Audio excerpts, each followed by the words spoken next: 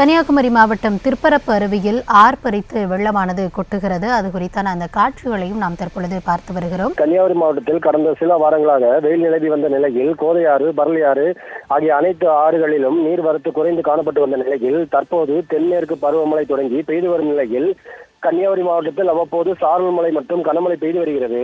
இதனால் 48 அடி கொள்ளளவு கொண்ட பேச்சிப்பாறை அணை அபாய அளவான 42 அடியை தாண்டி தற்போது 45 அடியை எட்டியுள்ள நிலையில் பேச்சிப்பாறை அணையில் இருந்து வினாடிக்கு 700 கன அடிக்கு மேல் உபரி நீர் திறந்துவிடப்பட்டு வருவதால் கோதையாற்றில் வெள்ளப்பெருக்கானது ஏற்பட்டுள்ளது.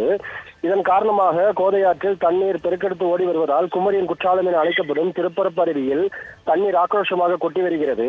இதனால் திருப்பரப்பு அருவிக்கு வருகை தரும் சுற்றுலா பயணிகளின் பாதுகாப்பு கருத்தில் கொண்டு திருப்பரப்பு பேரூராட்சி நிர்வாகம் சார்பாக சுற்றுலா பயணிகள் அருவியில் குளிக்க இன்று 2வது நாளாக தடை நீட்டிக்கப்பட்டுள்ளது. கௌதமி.